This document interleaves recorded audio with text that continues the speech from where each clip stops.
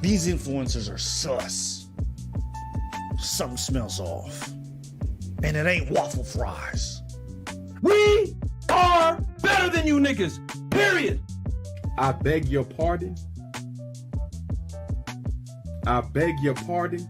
I missed him a lot today. You ready for me yet? And we're ready to go. My Twitch Trinity, y'all need to check out Yella. Y'all need to check out Kawhi Bree. Y'all need to check out Arshawn. Absolutely. Shout out to those three.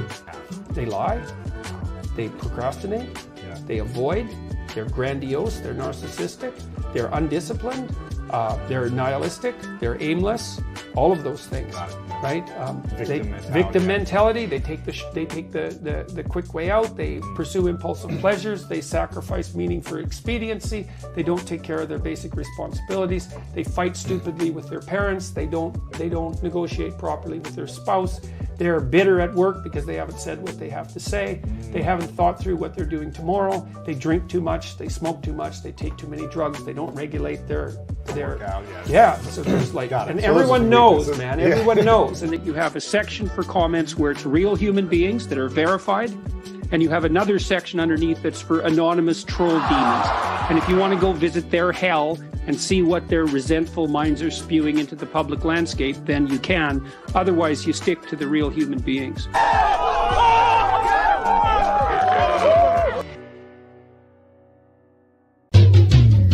It's been a one, and I need someone so high. Wash away the toxicity.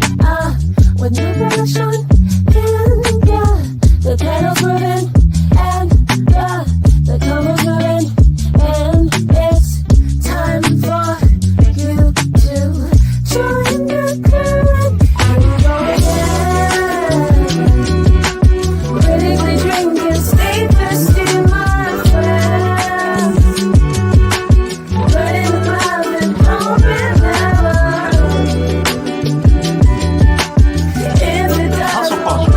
Hustle and grind culture is another version of it. I can sleep when I'm dead. You'll be dead. It's showtime. Come in and have a drink with our whole crew. Come on and join the panel or draw from the chat. Do it how you wanna do. The misfits keep the whole chat lit. And soon you'll be a part of it too. So do that again, my friend, or we'll confirm you. Here we go again. What's up? Critically drinking, stay thirsty, my friend. Burning love and hoping never. If it does, oh, we'll be back again.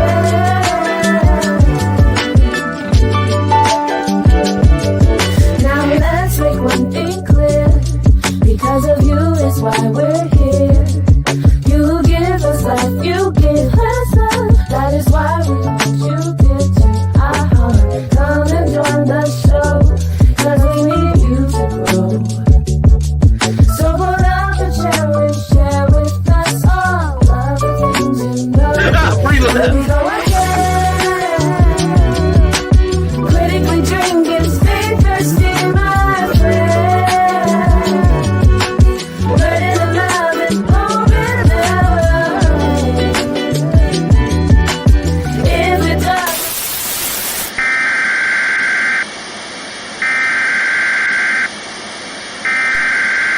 We interrupt our program to bring you this important message. For the 20th century, every decade pretty much had an ism. I need to brush up on my isms. Hey, yo, what's Ism? Get the money. Yeah, it's Ism, get the money. Ideologies are always really kind of difficult because they're ideas, they're different ways of looking at the world, and they all end in ism, and isms are intimidating. So today, let me see if I can help you understand the isms.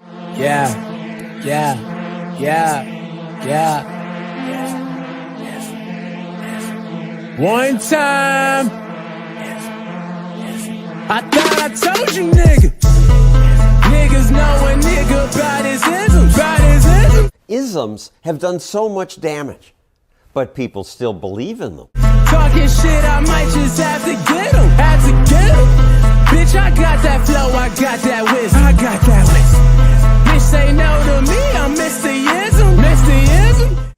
I hereby turn over to Ism Incorporated everything I have, including my freedom and the freedom of my children and my children's children, in return for which said Ism promises to take care of me forever. Isms nigga, Isms nigga, Isms nigga, Isms nigga. Thought I told you I'ma have to get him, nigga. Oh, bitch, I got that flow, I got that wisdom, I got that wisdom. Bitch, say no to me, I'm Mr. Isms, in my opinion, are not good. A person should not believe in an ism. He should believe in himself. And not be clouded with the great isms. Bitch! What the fuck? Now you about to fucking lose it. Woo. Niggas know a nigga about his isms. About his isms. Talking shit, I might just have to get him. Have to get him. Bitch, I got that flow, I got that wisdom. I got that wisdom. Bitch, say no to me, I'm Mr. Ism. Mr. Ism. Isms nigga, Isms nigga, Isms nigga, Isms nigga. Thought I told you I'ma have to get him, nigga. Oh, bitch, I got that flow, I got that wisdom, I got that wisdom. Bitch, say no to me, I'm Mr. Ism. Yes. I was like, if you don't get your ass off my channel.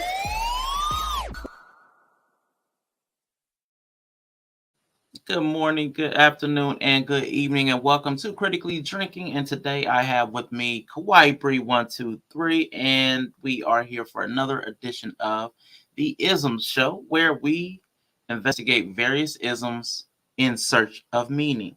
So thank you everybody for being here. Let me just run through the chat, but while I do that, Kawaii Bree, how are you today, lady? Oh my gosh, I haven't been talking that much today. But hello, I've had a good day. Like, you know how like you don't talk, and then the first time you talk, you're like, wow, I haven't said anything verbally today. Like I be on my phone and stuff, but I'm like, damn, I haven't really been talking. Hilarious. Yeah, but hey, I've had a good day. It's rainy again. It's just like raining. So it's mid, you know. I definitely hear you. Thankfully, I have not. Wait, did my sound just go out? It might have because I turned some music on. Okay. So if you do something to my microphone, it does that. Yeah, I have a package coming, so I just need you to be prepared to rock for about 2 to 3 minutes if my package comes. So yeah, just be prepared. You don't play about them packages now. Nah, I love my packages, but it's an apartment building and everybody's doors are facing each other. So it's like I don't trust kids be playing outside. I just don't trust anybody. I have trust issues. It's that time of year too. Yeah, porch pirates. Oh my god, I saw a porch pirate video where I guess the porch pirate went into a porta potty and then somebody tipped it over while he was in there. It was so disgusting with the door down. Until somebody flipped it for him. Yeah, them porch I like pirates. the glitter bomb guy. Oh, man, The glitter bomb. Every year he does it. Yeah, that's a good one.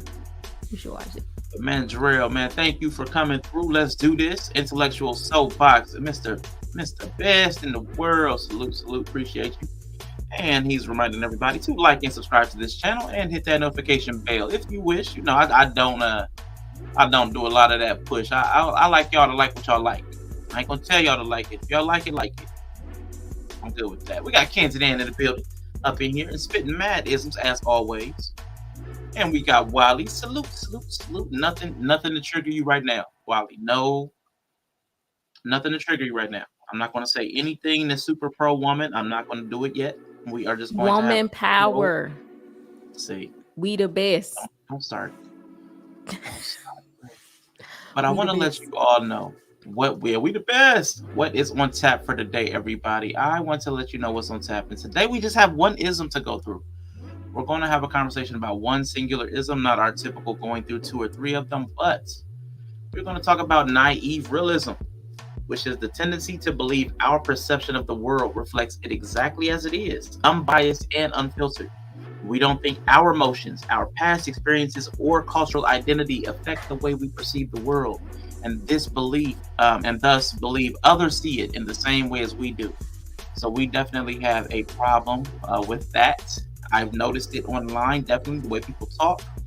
We assume everybody knows what we know, that they think what we think, they feel what we feel, and they're going to do what we also do. New growth, so thank you for popping through. I think it's my first time seeing you in the chat. Definitely appreciate you coming through. Good looking out. I saw you over there on Brother Clarence, and you were making some great points. Sorry that you dropped off, but thank you for joining the conversation on Brother Clarence. I enjoyed hearing your perspective. Bree, when you read that definition, when you heard it for the first time, what did you think? Yeah, I think when I first heard it, I was like, it kind of reminded me of idealism, because I think a lot of people speak from an idealistic place. But I think naive realism is kind of why people are so idealistic when they're talking to people that they deem like themselves. I find that if people like can relate to you in any kind of way, they project a lot of like thoughts and like feelings and shared emotions and worldviews on you. So I always think it's fascinating, because we spend a lot of time talking to various people on different platforms, on all of our platforms. And I definitely, because like we have a Black audience, I have a black audience, like there's still sometimes those moments where people really project a lot onto each other, which I'm so against. So yeah, I thought this was great. I'm excited to kind of talk about it more. Okay. Well, first, before we get into that, y'all, I really want to have a quick recap about, what's been going on with us this last week, since the last time you saw us.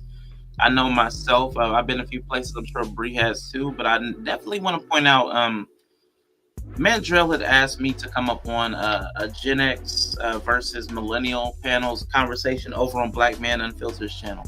I think it was a really good conversation, because to the point of naive realism, I was naive and thought that everybody felt like me, that the generational divide, it wasn't something that people really carried a feeling about. Like we all make fun of each other's generation, but I honestly didn't think that people cared so much as to carry hurt feelings on an entire generation. I localized the hurt feelings. There were certain people that were boomers that bothered me. There might be certain millennials, but again, it's very localized. It was this person. But I had a conversation and found out there were a lot of generalized feelings. People had hurt feelings toward the entire Gen X generation, and I was shocked, to tell you the truth. But what about you, Bree? What was one of the conversations that you've had recently on a specific panel?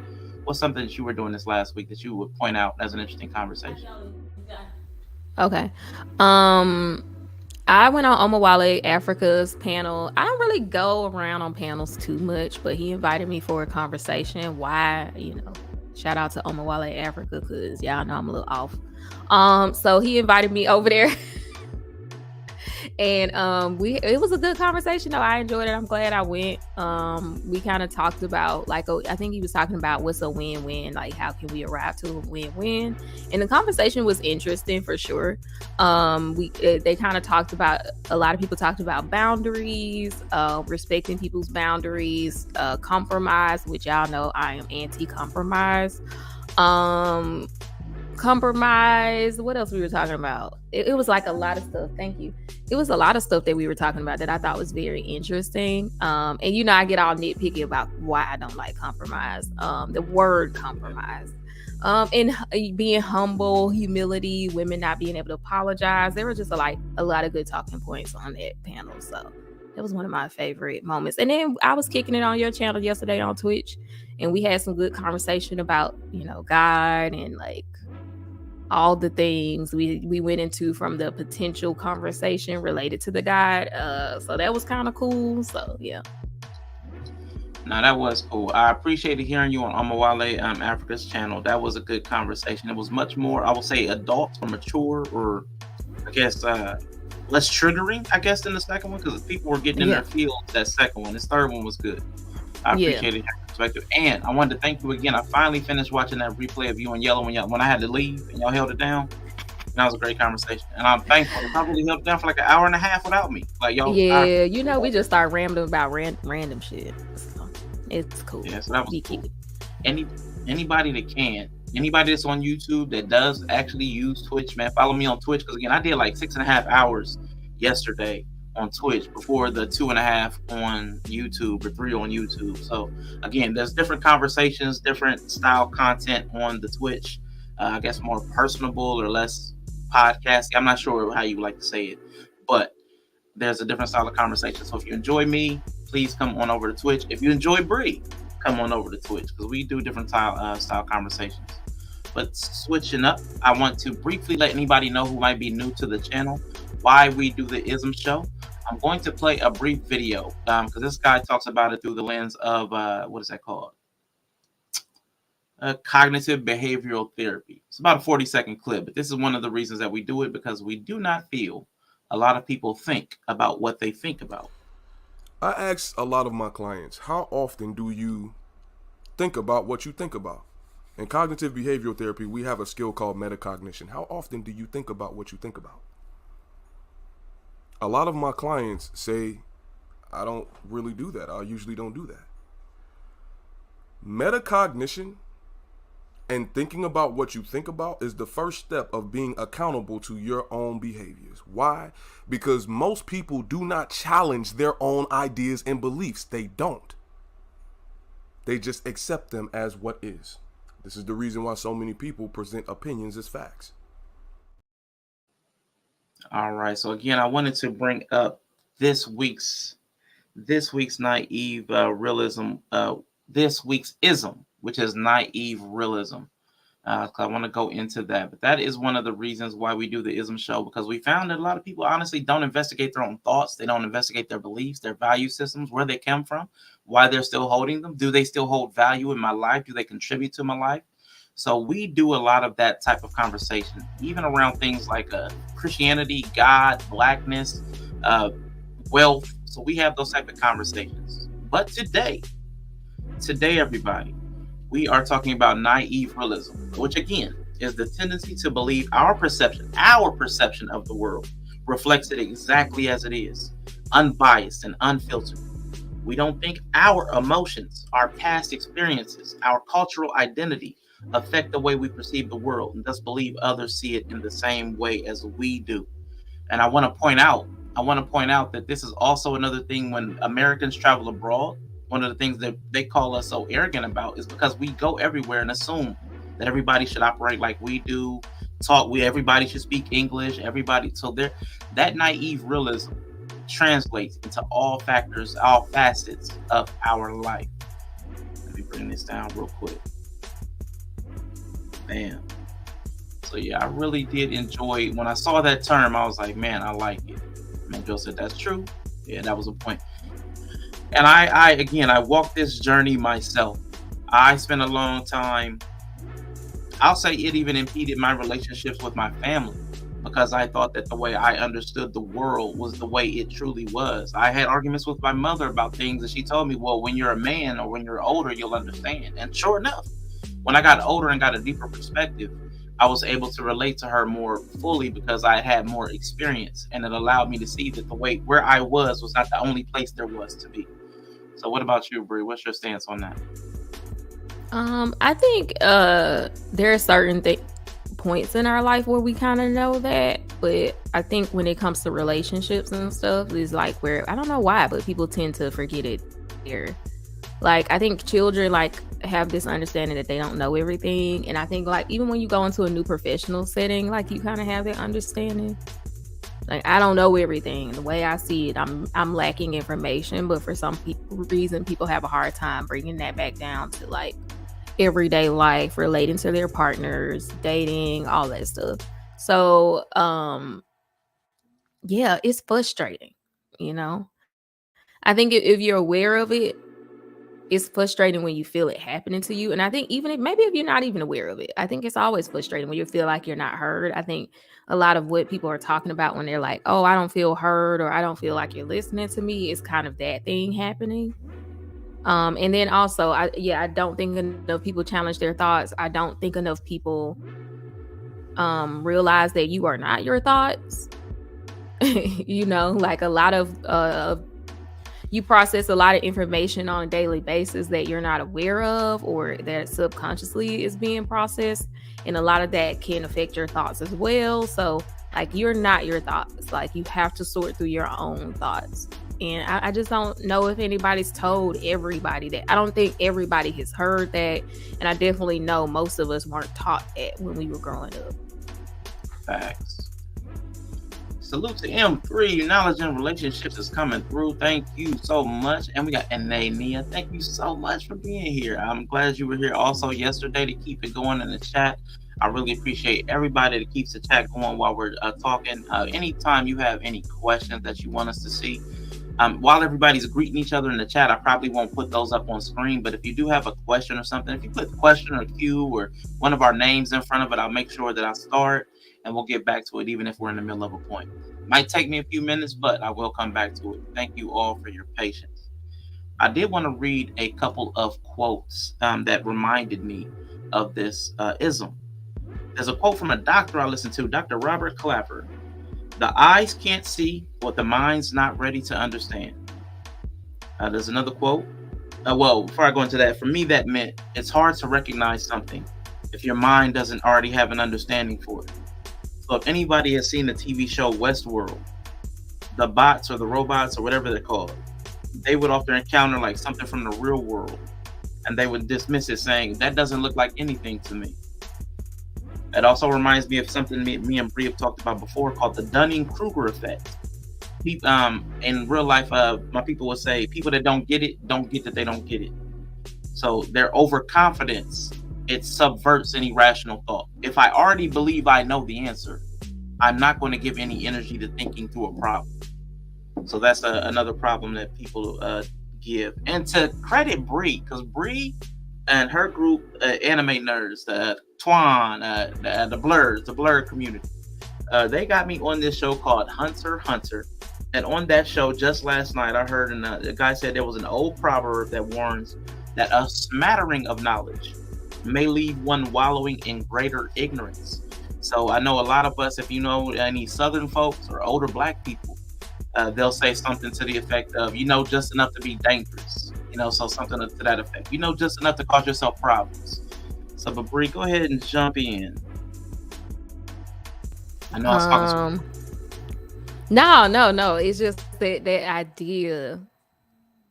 I don't know. Like, I don't know. I don't have anything to add to that. I mean, because it's just such a.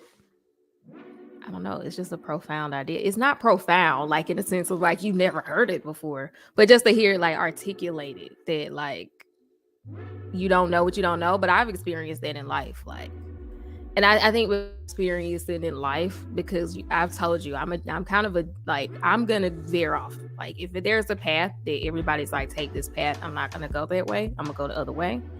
And I think though when you being an explorer of paths, like you learn that. Like you do experience it in real time, like stepping into new areas and being like, I did not know all this was happening around me. And because I had no like awareness of it, I didn't even know this was happening. And it was always happening right in front of me, right under my nose, right in my face. You know, you go to coffee shops and this is happening right for, you know, because like it really happened when I went job hunting in Seattle. So I moved to a completely new city. I had nobody around me. So I had to like become very resourceful about networking. Like it wasn't, you know, this person or you went to school. I had nobody. So I would go to meetups at coffee shops and talk to people.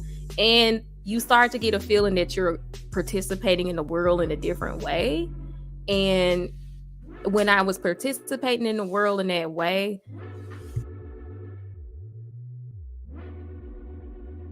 while she's handling that, I just want to say a shout out to Kelton. First time I've seen you in the stream. Thank you for coming here. And yes, this stream is not on Twitch. I am trying to separate my Twitch and YouTube identities because they seem to enjoy different types of content. So YouTube is going to get the panel style conversations, and Twitch is going to get the more informal, playful conversations. So I am definitely trying to separate the two identities because the two audiences seem to want two different things. So I had to not be naive and pay attention to what the feedback I was receiving. But please. Yeah, so like for instance, I always go to coffee shops and stuff like that. I would study for it in school, and just like I don't know, it just kind of really blew my mind of like all of these things happening, all of the things you hear people tell you about, kind of in passing, like when they're telling you that knowledge network, meet people, and you have no like concrete understanding of what that actually looks like, and when you do it, and then being on the other side of actually doing that. I don't know. It was just a weird thing. And that was kind of one of the distinct moments where I was like, oh, this is like happening all the time. Or like when I started getting jobs and they're like, yeah, don't apply through the site. Like just go to this. I'm going to give you your own unique application. Go here. And you're like, I really don't know what's going on. I don't actually know a lot. And that's when it really humbles you like really quick. Because you like, I thought I knew what was up. I thought I knew the process, but I really didn't. Muted. I know. What's up, Nova? And thank you again, Bree. But what's up, Nova Rain in the building, y'all? I want to give a quick shout out to Nova, one of the biggest supporters on the channel. I just want to give. That's why I keep it sponsored by Nova, because again, one of the biggest supporters I have. The biggest supporter I have. So thank you, Nova, for all of your support. And yes, we are on YouTube today. Yes, somebody already pointed out where this stream is not on Twitch. Yes, Nova, what is this godforsaken app? This is called YouTube. And this is where we go to have some of the more podcasty conversations. We're going to separate, Nova. I told you that. I'm trying to follow through on some of the things I say, Nova. But I want to talk a little bit about the naive realism again. Because it's mentioned in the Bible. Even Shakespeare said, the fool doth think he is wise, but the wise man knows himself to be a fool. I wanted to bring a little bit of science, a little bit of study to this. There was a study in the American Journal of Psychology that shows that when people were completely confident they knew the right spelling of a difficult word, they were actually wrong 20% of the time, 1/5. So that's on agreed upon, understood, codified words. So what do you guess the percentage is, Bree? On our loose definitions, on our umbrella terms, on our catch-alls, when we don't have any cultural, regional, racial, political, religious, generational connotations and variations even considered. We get up on these panels and talk to people all across the world and assume they have the exact same understanding of what love means, or what value is, or what all these, even black has become such a, I don't even know what to call it, a broad term. How accurate could we be when we have all of these broad usages? Man, people and no be out here understanding? people be wrong as fuck. I be listening to the conversations, and it's frustrating. People be wrong. People just be like, me and my mom constantly bump heads about this. Not as much anymore, but we definitely went through a phase where I was just like, every time she would say some vague ass prophecy or vague like, you know, euphemisms, I guess is the word I'm looking for, like just stuff people say, and I'd be like, I distinctly remember going through this phase where I was just so sick of it. I was like, what does that mean? Like just stuff people, like old people would say to you, or like just people would say stuff in passing, or especially like religious stuff to like comfort you at the time, be vague. And I just was like, I just went through a phase where I started noticing a lot of what people say is just vague. And then when you start asking them, like, what does that actually mean? They'd be like, do y'all know we had a 24-hour argument as a family one time about how to count days? How to count days. We had a 24-hour, we had a Shacuti family was in there, my other brother, my family, my husband called his family. We argued for 24 hours about the proper way to count days. And what is it? So the point of contention was, it started around this time last year because we were counting down the days till my stepdaughter gets here. We like, how many days until Christmas Day? So my mom goes over to the calendar. She puts her finger on the calendar and she's counting 1, 2, 3, 4, 5. She says this many days. Spitfire says a different amount of days. Google says a different amount of days. So nobody got the same amount of days. And depending on how you Google it, what you like, you would also get different answers. And so we went into this whole philosophical debate about the proper way to count days, because she likes to go to the calendar and point to it and count it. And I said, that is incorrect. That is incorrect, because you're fooling yourself, because time always starts at 0.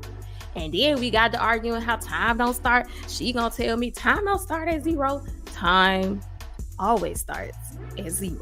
Like, this is not a debatable thing. And she was like, no, it starts at 1. No, it starts at 0. No. We were arguing for 24 hours, because when you count the days, I was telling her, when you put your finger on there, that's actually 0, but you're saying 1. You're starting at 1, and then when you go to the next day, you say 2.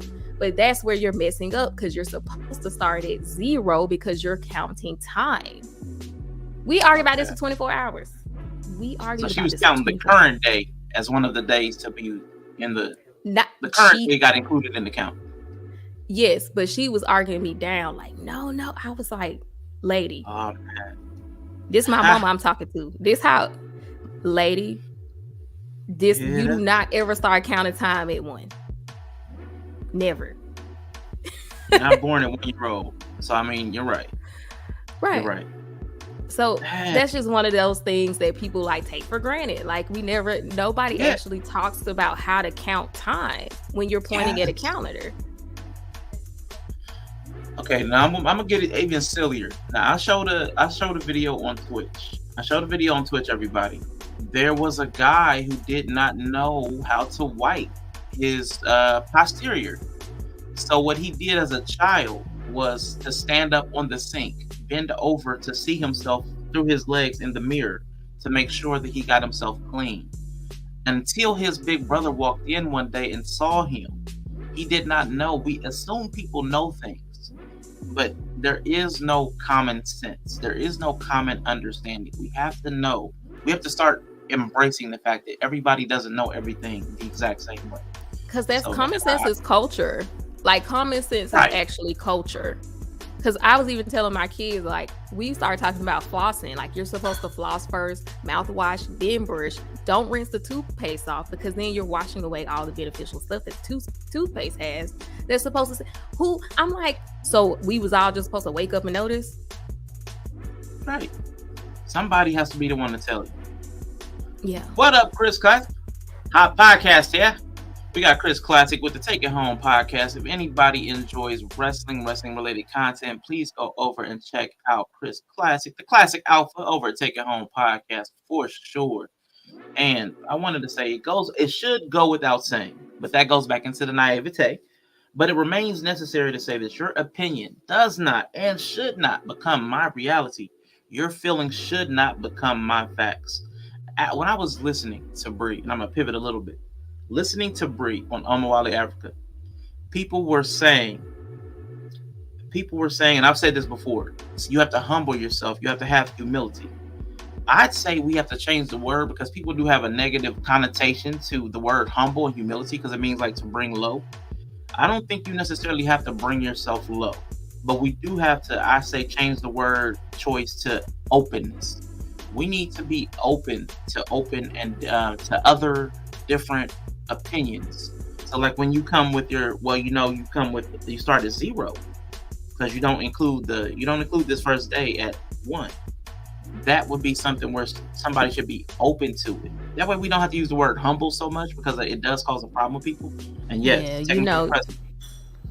my husband's like, that argument was crazy. My brother Spitfire does not like humble. He does not like being told to be humble. Yes. And the whole manosphere red pill spaces enjoy like humbling women, humble. Like, maybe because that word's been weaponized, we could say we can be open to different perspectives. Like, I mean, because open doesn't have a connotation yet, in my opinion. I hope. I don't know. But I think maybe openness is a personality trait, and there's some concrete ways to relate that. If you say the word open, you can also relate that to the person. If you want a partner who's open, you can actually quantify how open somebody is. So that also could be very helpful too. If we start to use appropriate words based on quantifiable measures, then we can actually start to have actual ways to measure these things we're looking for. Bree be trying to slide into this 22K conversation. Every conversation slides into 22K. You feel like it's like, I'm talking about personality tests. I'm talking about the hexagon personality test. I'm joking. I had the 24-hour argument. Nova, you heard the one about ABC. Listen, y'all. Over on Twitch, I don't know if Bree had broadcast this over to YouTube too. Bree was having a conversation with her and Shy Cutie on wife life advice. And I think the husbands were adjacent or nearby. Yeah. And there was an argument about how do you get from point A to point B to point C. And there was like an hour-long argument about that. It was an hour. Men were like, you don't need to go to B. You can just go straight from A to C. And the women were like, no, you got to travel through B to get to C. And they like, why are you even? And Yellow was raging about why were you even talking about B? And we was like, how do we talk about C without talking about B? Right. But until you learn how the other person is visualizing it, because one person was visualizing it linearly, another person was going with the 3D model. Everybody's visualizing the same reality differently. So we need to be a little bit open. Bree's family is what it's like to eat 5 gum. You are ignorant. Yeah, so we have to be more open to other people's interpretations of reality because we don't see things the same way. We can all look at the exact same thing and come away with a different understanding. Men and women right now are having a hard time relating to each other because we aren't open to us having different experiences. We dismiss and minimize one another because we have no openness and no empathy. Bree, you are the primary culprit. Public enemy number 1 to men is right here, y'all. She has no openness to hear what we have to say. Our reality is not respected in Bree's mind. But no, I'm just joking. No. It's like Horton here's a who. Y'all like the little who's on the little dandelion? We have a perspective. We have our feelings. And you ladies don't tend to want to respect that. Y'all want us to react the same way y'all always go to, we don't, all this negative. Y'all pessimistic. That first of all, y'all pessimistic. Okay, pessimism. Let's talk about that. That's y'all. Give us our feelings. That's y'all. Give us our feelings. Let us have our feelings. That's y'all. Woo! What up, Yellow? Appreciate you for coming through. Yeah, it's hard. I'm not trying to sit here and pretend I can empathize with you or like understand you. I don't understand you. I don't take for granted that I don't know what y'all be going through. You didn't hear me and Shy Cutie talking about what we would do if we was the man for 24 hours. We didn't even get into the emotional part.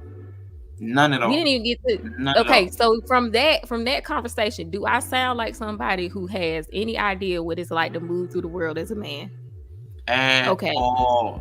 Okay, so then I'm gonna need y'all to figure out how to express your reality to me so that I can get some semblance of understanding. We try to communicate our feelings, but y'all don't listen. We've been telling y'all our feelings for our entire lives, and y'all don't hear us. Y'all don't listen. Aggressive. What's y'all feelings? With y'all alexithymic asses, please tell me. Oh no. What feelings y'all got?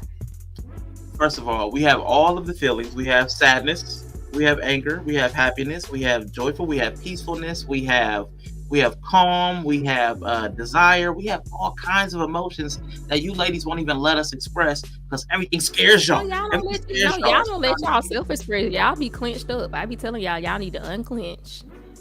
Everything goes back to the butt. Eat some fiber. Y'all be clenched up. Y'all be holding y'allself back, not us. We just follow suit. Y'all be clenched up. Y'all can't even wear shorts over a certain height above the knee. And it's us. Okay. Keep projecting. Keep projecting. I'll eat that L. I'll eat that L. But it's not just the gender. It's not just the gender war.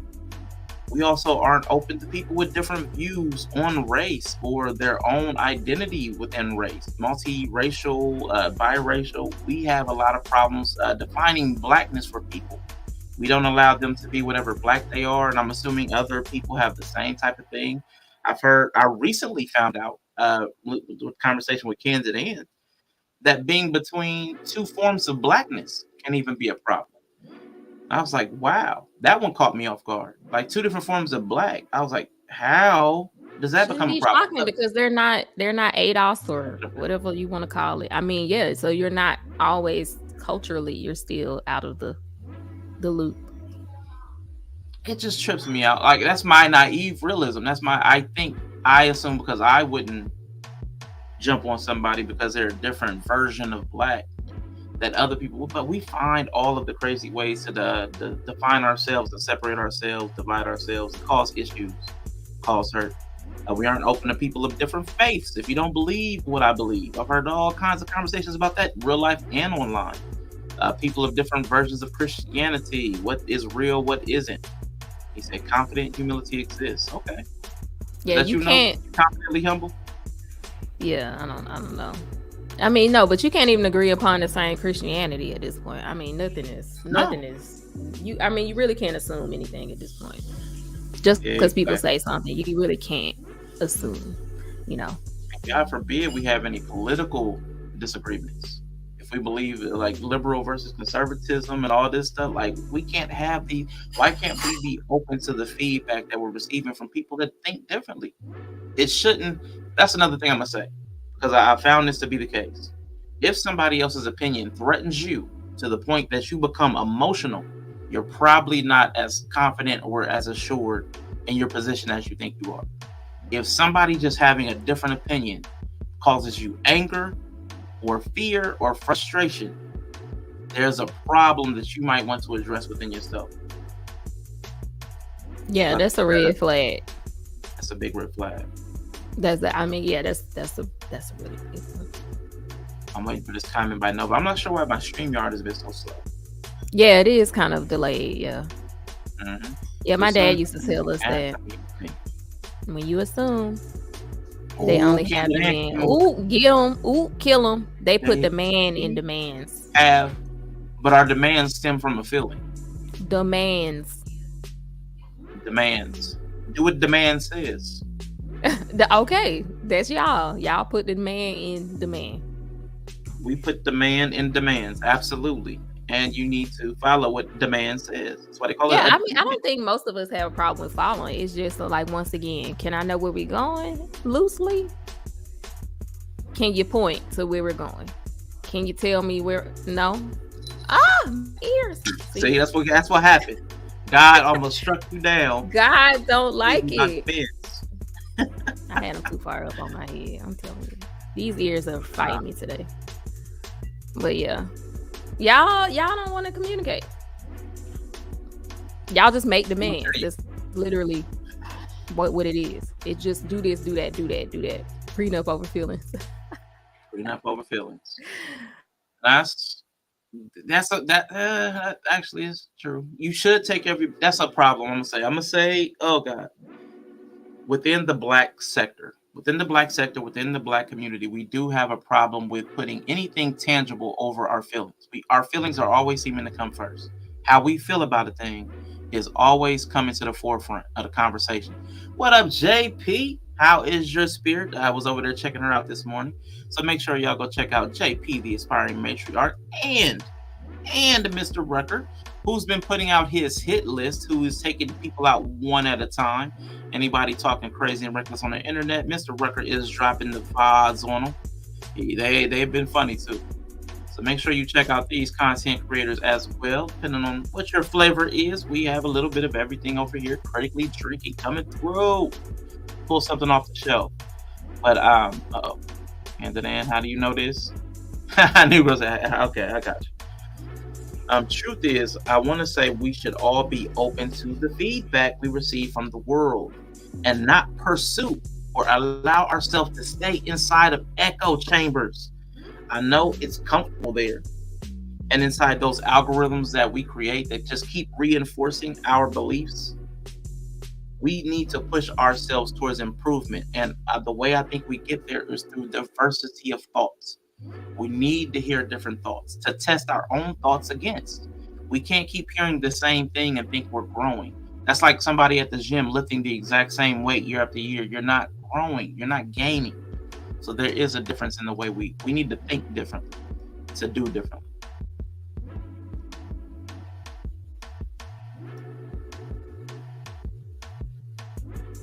Any thoughts? No.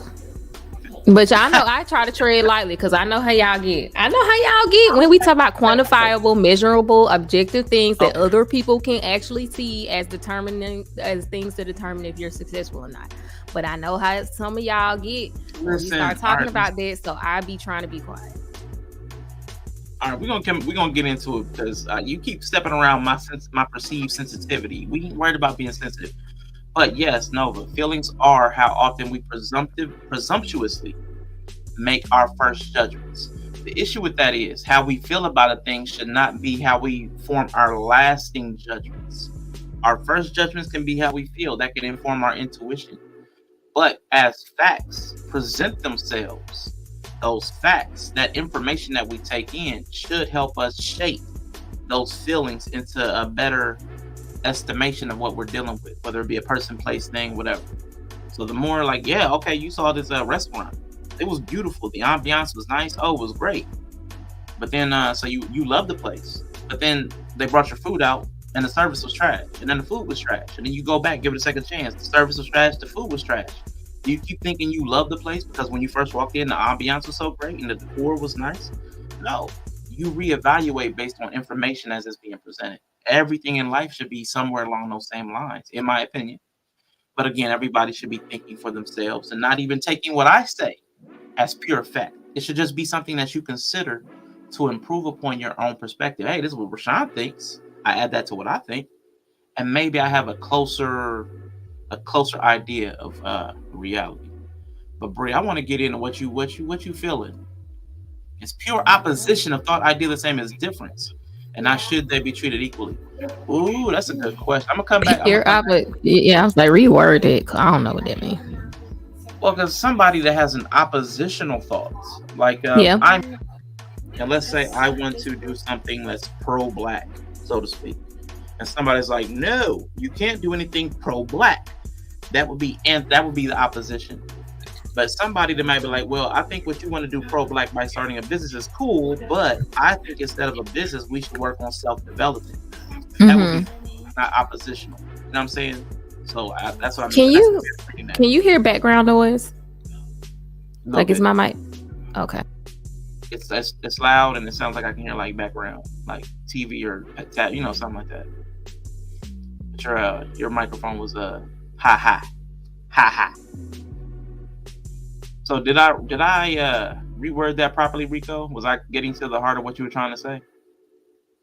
If not, I want to ask Bree this contention, because you was talking about you don't want to talk about quantifiable stuff. We like to talk about numbers. Men, we like to talk about numbers. We like hard, concrete data and facts. So what are you talking about? Y'all like them as long as they don't apply to you. I mean, that's fine. Yeah, y'all like it. But then when people start calling it out, then it's the issue. Okay, whatever. So in what realms and facets do you feel that us men, let me take the feedback. What realms do you feel like us men have that issue with? Capitalism. Okay. So America. With capitalism. Okay. America. Yeah. Over here, new growth is always some, not all. It's always some, not all. So we have a problem with capitalism and America. What is the hard data on America? You already know. I'm not gonna verbalize it, but when I was saying that life should have some competitive ranking and what Yella said, he said your bank account. I didn't say that. Yella said that. Why are you afraid to say it? It's okay. I'm not saying. I just want y'all to know it wasn't what I said. I wasn't even thinking about that, but I'm just saying. But you said it in the past. Quantifiable. We don't do personality tests. We don't use tools to measure. We don't do anything with stuff that are able to give us at least measurable. It don't have to be 100% true. Of course, there's variances, there's issues, but like, come on, like, man, black people don't try. Y'all don't be trying nothing. When do we find the trust in some of these metrics where we're not slighted? The alternative is to try to figure it out on your own. Feelings based. I'm not saying it's better, which it is feelings based. I'm not saying it's better. I'm just saying that's what's happening.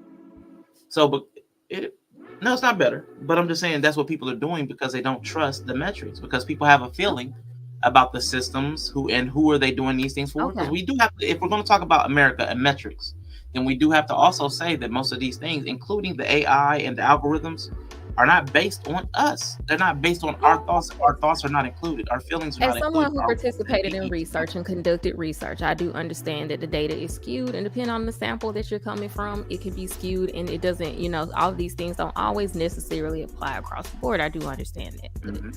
Like, I mean, something is better than nothing. I'm not saying it's, but people don't have, we don't trust anything though. I don't trust people who don't trust anything.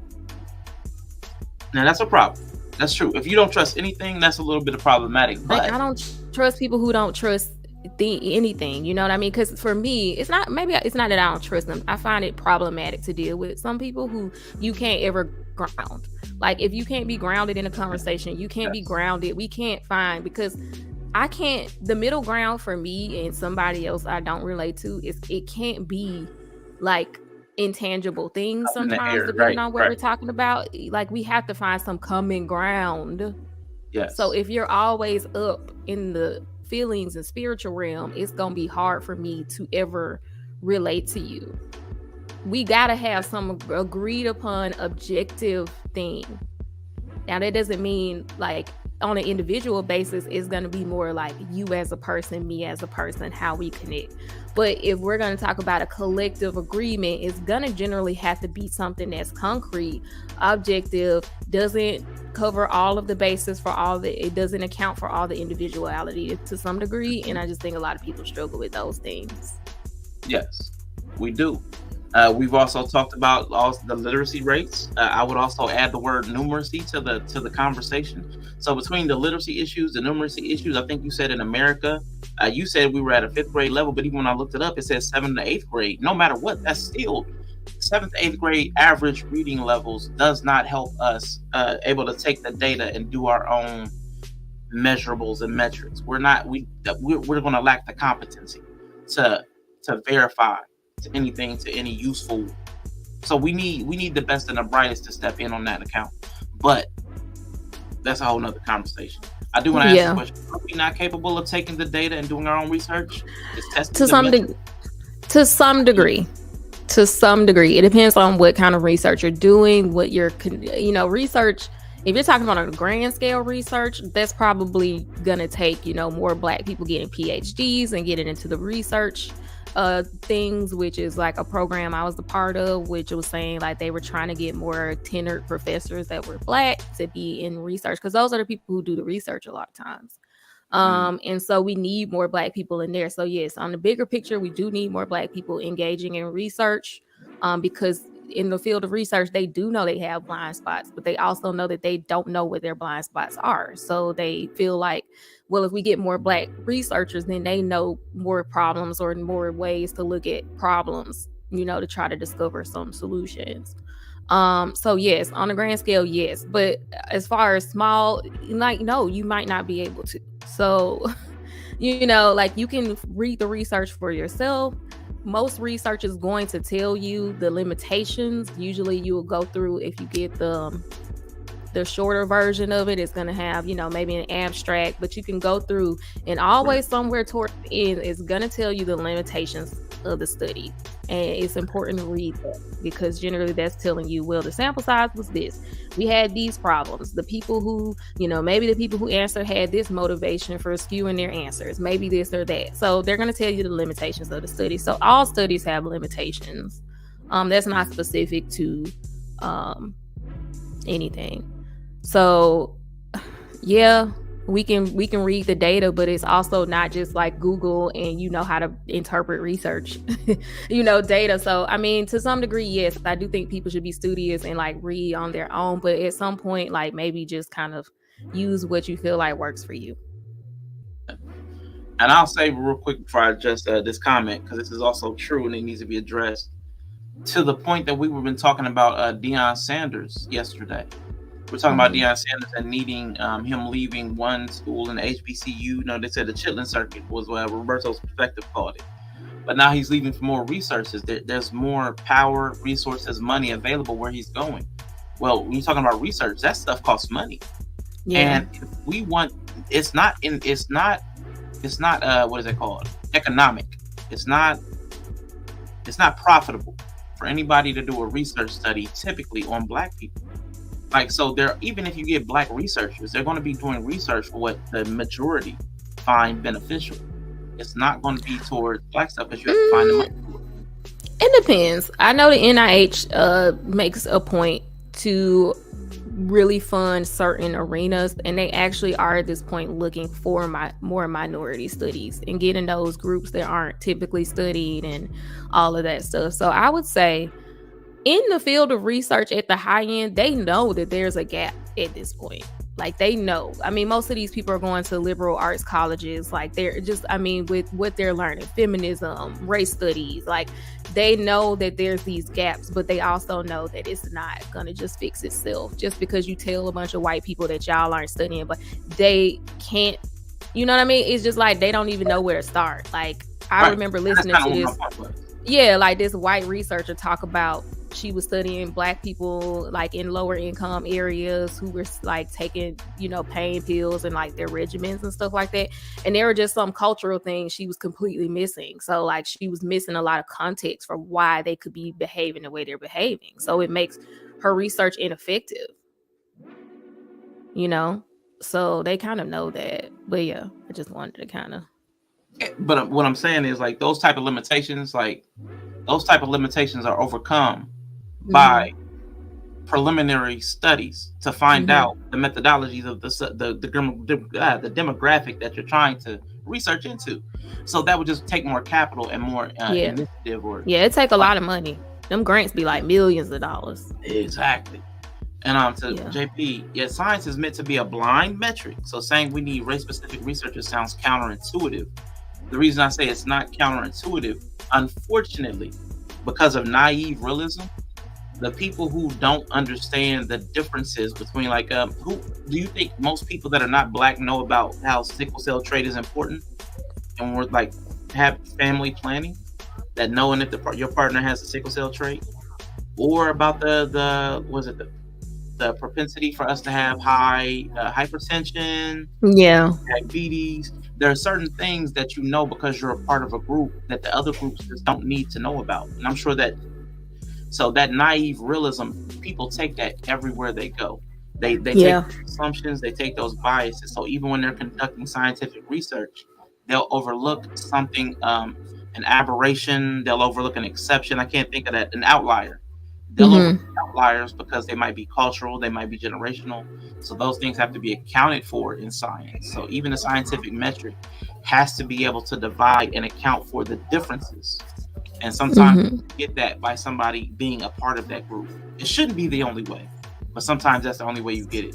That's why you gotta have like different diverse thought in the room, because people get locked in on the way they think. They start assuming they are fully capable of. It becomes like an echo chamber. Like you just were saying. I wanted to say, Yellow said, I only trust people to be people. That's one of them things that I be talking about. Yeah, there's inherent bias. There's inherent bias in people. Implicit bias is a thing. Like, not just in science. Like, people do. Yeah. Socially. People do. We're bringing our biases. Yeah. Yeah, it's. I think implicit bias is in a lot of stuff. But, For sure. It's really hard to do better, to improve, if we aren't even willing to consider someone else might know better, or that they might know differently, that might have a better outcome for us. I think even when you're talking about men accepting the feedback of women, I think that's because we're trying to account for your biases, like that projection thing. So like when y'all say y'all need to probably start using more measurables, which would probably help us and benefit us. We're like, well, you're self-interested. You want us to have these outcomes so that you can reap from them. You know what I'm saying? So when we hear that, it's a lot of times we discount the other person from that projected bias. So. But also, like you always say, relationships in their very nature, a romantic relationship is selfish in its very nature. So like somebody looking to benefit from it, I mean, why is it so? then we get back to the feelings. It feels different to be useful than to be used. Like Of somebody course. signing up for a study to be somebody studying, signing up to take part in a study so that they can be useful to society. That feels totally different than knowing that somebody took your cells or lied to you and did some kind of experiment while you were under sedation. So being used and being useful feels Exploited, I think exploited. is what you're talking about. Nah, I mean, I'm using you. Like if you're in my research and I'm giving you $25 gift card, you're being used. Like I'm still using you. But I'm just compensating you. But like I said when I started, I said the feeling. So the feeling of the person who's taking part, the feeling for me, if I do it, is I'm being useful versus I'm being used/exploited. So yes, in both ways you're being used, but I'm talking about the internalized feeling. So the internalized feeling The perception of the party being yes. You. I got you. That makes sense. Yes. So why do we treat science as fact if it is inherently biased? That's dripping with feelings. JP. That's why I say we need to investigate everything. I've heard some of the smartest people say things that I could dispute. I'm like, I mean, even Neil deGrasse Tyson has said some stuff. I'm like, oh, that doesn't make any sense. But nobody pushes back on a lot of some things that people say because there's an appeal to authority. We assume that people that have a position or a status or a title know, and we don't question it. So everything should be open to question. Critical analysis, that should be a part of all of our practice. We should be teaching it to kids. That way we're less susceptible to influence, marketing, all this algorithm-based stuff. We should be able to sit our phones down, but we don't even investigate the way we live our lives. I was gonna say traditionally science was always to be questioned and like it's a fact until it's proven otherwise. It can always be proven and disproven and then it changed. But a fact I think is just the agreed upon, once again why we're saying that middle ground. This is the agreed upon reality at the moment. I mean, people get too into facts. Like even fact, what is a fact? Like it's measurable, it's objective, it's like two different people can look at it and reach the same conclusion. Now it becomes a fact. Like, multiple people can, that was the whole point of science. You can run this whole experiment and you should get the same outcome. Therefore, we accept it as a scientific fact, right? But if at some point somebody comes along and disprove it in more than one, and then that can also be done, replicated again. Now this can now be agreed upon as the accepted fact. So even that whole idea of fact, a fact isn't a law. I mean, maybe, but like, even for laws scientifically, it has to be proven over and over and over again to become considered the law, like by a lot of people. So, I mean, even that whole thing is fact, like, like I think people put too much because when people talk to you, when they believe opinions or religion, they speak like it's factual.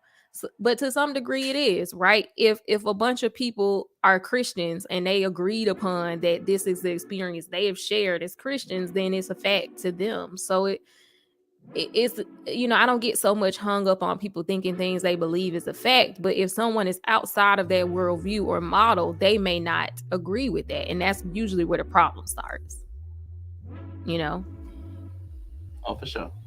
And that's why, again, I want to use moments like this, platforms like this, so that we can examine what and how we think, question why we hold these ideas and where the thoughts even came from. Though through these regular exercises, all of us can have a stronger mind that is less susceptible to a lot of the bad information. Sometimes it's just bad information. Sometimes it's bad thinking, things that just don't make sense. So different, I know I heard this from Hanifa Naila, she might have got it from somewhere else, but different does not mean deficient. But we do need to be able to tell the two apart, the something being different and something being deficient. Now, we're going to talk about this a little further, but I did want to go ahead and drop the link now if anybody wanted to come up and join the discussion. Mandrill, I dropped the link. Okay, anyway. But no, I really think this is a big part of a lot of the biases that we carry. That assumption that because I've adopted a stance, I've adopted a belief, whether it was handed to me or I read it. Oh, the bibliophiles, Bree. Was it the bibliophiles? Yeah, I read it. I read so it. Now it's fact. Oh my God. I was gonna say, and that made me think about the conversation we had on Omawale's panel about okay, people are married, they've been married for 10 years, 8 years already. And then because, you know, they're pro-black, black nationalists, they were saying like, say one spouse starts to believe the pro-black and becomes a black nationalist, and they accept that we're at war, there's a constant, you know, sabotage of the black community. Okay, so they accept that worldview, right? But before that, they used to celebrate Christmas and they were just kind of, you know, living the average normal life. What happens? Like, how do you, you know, because for them it's life or death. We're at war. But for their spouse, they don't share that worldview now. So there's a point of contention. And I think they were going around on the panel trying to see like what people said, you know, should happen at that point. And I think that was a good exercise in seeing like how somebody accepting something as a fact. It's not, sometimes it's just like they can change your whole worldview, which that's a high stakes thing. Like a change of worldview is, and so people was like, don't marry people, but they're already married. Like people change. What do you do? Yes. I was curious to know what you would say to that before we. I'm gonna get this illustration because I thought about it before I dropped the link. Like even the things we say is fact. A water level, it's at like 44 feet. That's a fact. But through rain, precipitation, or through evaporation, that water level is going to change. So that fact is going to change from moment to moment, hour to hour, day to day. So sometimes the conditions that are factual will shift. And where it is, like if it's a river, the depth may be different at different points in the river. So that's what I have to have an open mind in life, because the same thing is true. Like right now, it's a fact that I want certain things, but in 10 years, I may not like those things. I eat stuff I never would have eaten. Stuff that made me sick as a kid, I now eat. Like all the vegetables I hated, right now, if they're cooked right, they're some of my favorite foods. I don't eat raw onion. I don't eat raw tomato. I would rather have pico de gallo than pizza. And pizza's been my lifelong favorite food. But pico de gallo with some tortilla chips, my favorite. Like I even had some like roasted cauliflower the other day. I like it more than pizza. And I was shocked because I've loved pizza my entire life. It's crazy. Some sauteed green beans, I would prefer that. But it's how it's prepared, but I had never experienced that. So as we gain new experiences, some things become more or less prominent or important in our lives or in our minds. So that's I'm gonna tie this into something totally unrelated but related conceptually. Like I think that's why some people talk about the soul tie body count thing, because as you experience so much, it level sets or anchors your mind. I know in marketing they call it anchoring. Like you say a price and it sets it. Well, if you have so many experiences, it kind of sets your experience. Well, I've had this broad range of experiences and I like this, and this. Well, this one person probably can't do as much as all these 15 people could. So you have all these highs that you're trying to get from one person. So there's a lot of different things that change during the course of a long-term relationship, even within yourself. And then you're dealing with two people, and then you're dealing with hormones and aging and profession and family changes. Somebody died in the family and that sent somebody. There's so many things that change. So if we're not open to account for those, then we're going to lose the relationships, which is why they're so bad. Yeah, because I think some people were saying you might have to leave. That's what I was just like, man, that's crazy. Like, it don't solve the problem anyway. But like, if people are going to change, like if you marry somebody, they're going to change. Hopefully they don't have any major worldview changes. But I think that's why conversations are important about challenging your thoughts. Because I don't even think I think people don't think about the risk they take. Like it's kind of risky to some degree to take on different worldviews like willy-nilly. When you're in a partnership, you paired off for life with somebody and y'all met when you believed a certain thing, and you just gonna be like, you know what, I think I might dabble in this. Like right now, if I start dabbling in like IFA or something, like for my, you know, I'm already married, my husband be like, you know, so like you should consider that. And not even just for you. Like, and you have children, so the things you do are going to influence them. So it makes sense for him to consider, what will this impart to my children? And maybe there's nothing wrong with IFA.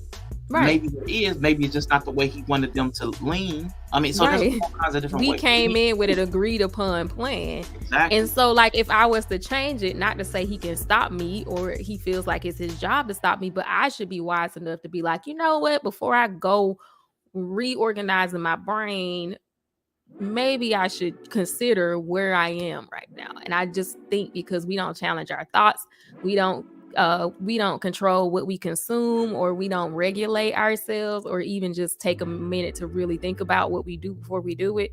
People just throw themselves into things, and it's altering how they see the world. And that's something that a lot of men complain about with social media and stuff, with like how some women can't consume it without it changing how they see the world, and it's causing contention with people. So, I mean, it's the same reason a midlife crisis causes a lot of contention in a marriage, you know? So I just want people to kind of be more aware of that. Like, don't go changing, like, we Christian, we married, now you're going to become a Muslim. And I'm supposed to just be like, well, no more Christmas, kids. Like, what? No. And you're right, M. Mills. This is a much needed conversation between couples, because things do change, and they're a lot of the changes are natural. Like, just because you age, your perspective on life is going to change. The things you thought were important to argue about or to die on that hill, they're just not going to be the same over time. So it's really interesting that people, the naive realism that we lock in on the way we think is the only way that there is. And we don't allow our partners a lot of time freedom to be their own person in a lot of the ways. But I want to welcome Mandrell, and I'm not sure what happened to my light just then. Thank you, Mandrell, for coming up, man. How you doing? Thank you very much. Hello, hello, Arshawn. Bree has stepped away. She's AFK at the moment, but hello, Bree. Okay. Yeah, good conversation here. I like what I'm hearing. Thank you. I like hearing the things I'm hearing. Huh? What you got to add to it? I know you got some perspective to add, sir. Not a lot, but since you did drop the link and I was in the car on my way home, I said, yeah, but I always want to get in on these conversations. Now that I'm here, I was like, good grief, they're taking all the good points. Okay, says you. And I just want to thank M. Mills. I believe it might be the first time in a long time I see you in the chat. Thank you for coming. I appreciate you for being in the chat. I appreciate all the chatters. Thank you so much. All the questions, JP, and A, thank you all so much. People adapt to things. If you do something long enough, you get used to it. You know, like this whole thing with the body count stuff. Men have been articulating it in a terrible fashion. The delivery has been absolute garbage. You know what I mean? But that's all we're saying. Like, the more you do something, the more use you get to it. And, you know, the whole body count thing, that just says that it tells people that you're irresponsible, reckless. You know what I mean? Because there's danger there. If you're not committed and you're not monogamous, there's risk. But the bottom line is, yeah, you get used to certain things. And like you said, that one person might not be able to do what the last 15 people could do. You know? So what happens when you get numb to it? Yeah. And then what do you think about when people are married or in long-term relationships and then they claim that their feelings have changed? When it comes to that, that's something I've seen happen to several people. It's happened to me before as well. And I've always wondered, like, what causes that? What causes one person's feelings to change, but the other person's doesn't, even though they're in the same relationship together? I've seen that happen to marriages, you know what I'm saying? And the marriage is dissolved because of it. Yeah. And usually, I don't know, the partner let you down maybe in some way, depending on how long. Like, maybe you saw how they handled something and, you know, they let you down and you couldn't trust them anymore. Like, not just cheating or something, but just like, you know, they usually it's something like that. Like, I feel like, oh, you didn't handle this, like, you know, in the way I thought you would, is very disappointing. Or they just constantly let you down. Like, and then you have a amount of time to watch them over time, and they're consistently, and you start to accept the reality that, okay, because, you know, people often will say that they're away. Like, nobody says, you know, that they're, I'm inconsistent, I'm this and this and that. Like, most people kind of don't say that. And even if they do, you don't know to what extent, because when you meet somebody, it's a snapshot of their life at that moment. So you don't know, like, over time. So I think if it's just a regular relationship, sometimes it's just you're seeing a pattern, or they let you down in some way. Over a marriage, I think desire is something you have to constantly work at. It's not a given. It's not something that is just there. I think when you first meet somebody, it's generally there because of the mystery and the newness of it. But in a long-term monogamous relationship, desire is not a given. And a lot of people just stop working on it. And if a woman kind of loses a sense of herself, a lot of times that will kill desire. So that's kind of some of the reasons why you just stop liking. I think when people say I stop liking you, it's kind of that. Like, that's what they're talking about. I don't desire you. I'm not drawn to you anymore. Gotcha. A shout out Alonzo Hall, the All-Star Advisor. Thank you for being here. Mrs. She said hello. And she says people don't live up to the idea of what that person has created about the other person in their minds. Unwarranted expectations. Absolutely. And even if you do formulate expectations, even then, a lot of people aren't confident enough or sturdy enough to communicate them. So they'll reside only in the person's mind, and the other person doesn't even know what they're being asked to live up to. So that happens a lot too. Go ahead, and some stuff I just need to observe you over time. Like, I distinctly remember dating people and they're like, they seem fine. Like, okay, I come into your life. You don't know what phase of their life you walked into. Maybe they just came off of a self-help kick and they're just like at their best at that moment, but they're gonna fall back into their regular ways. So some of that stuff is just you need a little bit of time to observe people, and like you start to peep patterns that they not even aware of, and it's not always something I need to verbalize, because for me, I'm not gonna sit here and tell you who to be. I'm just gonna watch you. Like, I'm just gonna watch you. I don't need to say I'm watching how consistent you are. Like, no, I'm just gonna watch you. And if I find that you're not consistent, then I'll just walk away. So that also happens too. I don't think it's always. Yeah, but and I think where the real breakdown is the lack of communication, because like for one, I know when that kind of thing happened to me, it was kind of came out of nowhere. But then when I sat down and talked to that person had been feeling that way for a while, like it had been coming. And I was like, well, why didn't you say this when you first started feeling it? You know what I mean? It's just people. It's hard. Right. But the thing is, people have different ideologies. They grow into developing different ideologies. And it's because, as time goes on, you learn more, you discover more. And they don't talk to what's supposed to be the most important person in their life. You know what I'm saying? They don't talk to the other person that they're in the relationship with. And so that person comes out of nowhere. And like, I agree with Bree. Like, you can't be a lifelong Christian, but then all of a sudden, out of nowhere, I'm a Muslim. Wait. Hold up. Now, what was the segue between you loving Jesus and now, you know what I'm saying? You don't eat pork. What?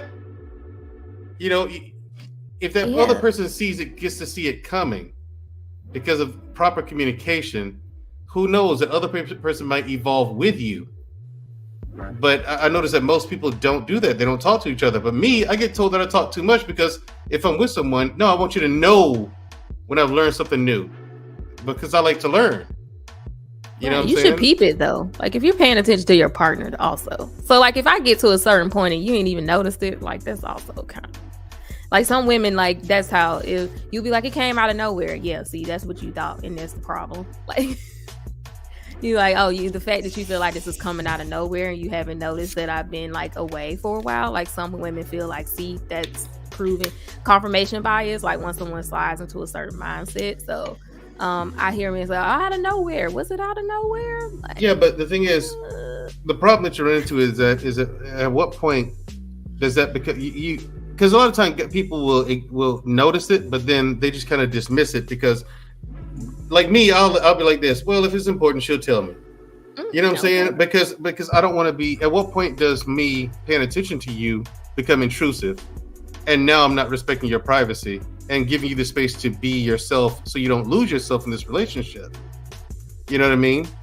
So that's the thing that's another issue that you might run into. But it seems like, just like you said, once you do that, respect someone's privacy, they hold it against you. They find some way to be like, well, you didn't notice? Well, no, I noticed there were some things different about you, but, I didn't get into it. Why did you ask? Well, it was your business. I respect your privacy. If it was important, you'd have told me. Well, I'm telling you now. Yeah, but this is out of nowhere. This didn't fit. You know what I mean? You see where it goes? Yeah, that mind reading. Yeah, the mind reading thing is like, no, if it's important, and you changing your ideology is important, I think that it's only fair that you tell that person, and tell them what you discovered. Again, that person might learn something and evolve with you. It's just that part is just left out. Yeah, and I want to bring out these 2 points because I think what you're saying was also touched upon in the chat. Because JP said when partners and families don't spend consistent quality time, they don't have memories to lean on in the tougher times. But also, they don't have that rapport where they're actually pouring information back and forth. They're not exchanging the data and energy to know where each partner actually is in relation to themselves. And that's a lot of times because we're too selfish and self-absorbed. Nowadays, to pay that much attention to detail, I put the emphasis on the wrong syllable. But it's literally a conscious work, effort in relationship. It really is a daily work, and it won't feel like work if you respect and appreciate the person, but it actually is emotional labor. And I've recently heard, and I'm not a scientist. Ladies, I'm asking for grace on behalf of the men, because I've heard recently that women's brains actually process emotion and language at the exact same time. But men have to shift back and forth from the language to emotion and back and forth. It's like 2 separate tasks that they have to switch on and off on. So it's harder for us to articulate emotion because we're doing 2 separate sets of work, and we have to switch back and forth, and that costs more mental energy to do so. That's what I read. I listened to a science show. That's what they said. So again, what's a little more room and latitude? I mean, listening to y'all, I can believe it. I don't know if I like that. Some people are not natural shares of information. Yeah, I don't like that tone. I don't think I like her tone either. It felt like a shot, didn't it? It wasn't a shot. I mean, no, it's just like we listen to that connotation, intonation, all of that stuff beneath the words while you're saying it to us. And we're listening to both at the same. We've had this conversation. You're like, no, I don't do that. And Candid Ann, absolutely. Sometimes men do make it difficult. And I'm going to tell you, a lot of it is the frustration of knowing that the conversations are never really conducive to our language style. So yeah, some men do, and not all. I know there's some assholes that really just make it hard for women, period. But some people are of genuine good intent. We just are frustrated prematurely with the conversation because we know it's going to be a struggle. And so we do make it hard for you to express your feelings because we also don't understand a lot of times that even when you're coming to the conversation, you're pre-feeling or preloading judgment or rejection or dismissal. You're thinking about that before you even come into the conversation. You've had the conversation 10 times. So you've had reactions from us 10 different ways, 10 different times. So we don't think about that with you guys. And it also comes in reverse because we don't like the rejection and the disapproval. And a lot of times we don't get the room and the comfort to express our feelings either. And we're already bad at it. We're already bad at expressing. So we know we're going to say something wrong. Like earlier, I can't remember what word I used. I said used. And Bree's like, no, you mean exploited. So even like you get corrected and policed. So us guys, we build up resentment as well. And we lose interest in communication. Yeah, sometimes you just have to mention it or say, hey, I noticed this. I hear you, Shy Cutie. We have to become more objective, individually and collective. Yes, okay, that's almost a bar. Shy Cutie knows it doesn't work that way. We have to become I'm more sick of people not being objective. I think Black people move a lot on faith. Not Christian faith, but it's a lot of just world theory, faith, idealism, faith. I'm gonna manifest it, Bree. I'm gonna manifest it. Even then, you hear people talk. It's like, well, one day I'll find my way. You know, it's just like a lot of. It's just kind of just. I'm a work in progress. Making decisions and moving without intention. Yeah, that's what that is. Yeah. I'm so tired of this work. Like, there's always under construction. Now that's true. We're always growing and evolving. But man, I hate that the work in progress is always an excuse to do something like mean or rude. Yeah, they use it as a scapegoat, a cop-out. Defensive mechanism. Like, I'm a worker. It's kind of like, well, we all sin and fall short of the glory of God. It's the same Christian. Do the other part. Apologize. Make it right. Atone. No, do something. We all sin and fall short. So keep it pushing. And that's where they leave it too, right there. Yeah. That's it. Yeah, it's the same. It's the same energy. I'm a work in progress. It's the same as we all sin and fall short of the glory of God. It's the same. Well, we all fall short of the glory of God, of the law. Mm-hmm. The law gonna forgive me, Bree. The law. Mm-hmm. I can't say it though. The law gonna let me pay them. I ain't worried about paying my bills this month. The law gonna provide. As your lights cut off. I can't say this guy. But go ahead. No, I was gonna say, I'm getting ready to wrap this up on YouTube. I'm gonna play the outro in the stream, and I'm just probably like chop it up on Twitch for a while. But Manager Rails, any last thoughts you wanted to get out on the subject and the conversation, sir? Yeah, people, think about what you think about. Please do. That's something that I've constantly done. Yeah, before I even heard of the concept, I was doing that as a child. You know, from a child to adulthood. I've always thought about what I thought about, and I always wonder, am I right? Whenever I make a decision, I wonder, am I correct? Is there any other way I could have done this? You know what I'm saying? That way I learn from my mistakes. Try to make a habit of learning from other people's mistakes, though, and try not to make your own. You know, other than that, don't be dicks. Be good to each other. If you don't want someone to treat you this way, don't treat them that way, all right? Good grief. This shit ain't hard, people. Nah, it's hard. Bree, for people like you and I, it is hard, but... I don't negotiate with emotional terrorists. That's what I neither do I. I don't negotiate with terrorists of any kind. This is for why we fall short. Instead of moving in a way with performance, and I'm gonna tell you, Chai Cutie, there's two things I've kind of learned to understand. We're very self-interested, going back to what what Mrs. She said, also said, we're very selfish and self-absorbed. That's number one. Yes, we are. That's the natural tendency of humanity. The second one is we move towards the path of least resistance. So we're going to do the thing that's the most easy. So making an excuse is a lot easier than making it right. So I like that. Making an excuse is a lot easier than making it right. So yeah, I heard that, ladies. Never apologize. See, here we go. I'm glad you said that, because I did get permission from Brother Omar Wale to talk about the I'm sorry portion of the show. So I got that timestamp, and we are going to talk about why it's so difficult for some women to say I'm sorry. So I definitely want to have that conversation. So thank you everybody for tuning in. I really appreciate all of you for coming. I am going to play the outro, and we'll be heading out, and I will see y'all hopefully next Tuesday here with Kawaii Bree. 1, 2, 3. See ya. Bye, everybody. Bye. I'm slow with this I'll stuff. see. All right. Look at them. I know. So, what is this ism? Here's the answer to your problems. Dr. Utopia's sensational new discovery, Ism. Ism will cure any ailment of the body politic. It's terrific. It's tremendous. Once you swallow the contents of this bottle, you'll have the bountiful benefit of higher wages, shorter hours, and security. Enormous profits, no strikes. Remember, you're the big boss. You know how long the ism been around? Yeah. The ism probably been around longer than the Illuminati. But we have different rituals.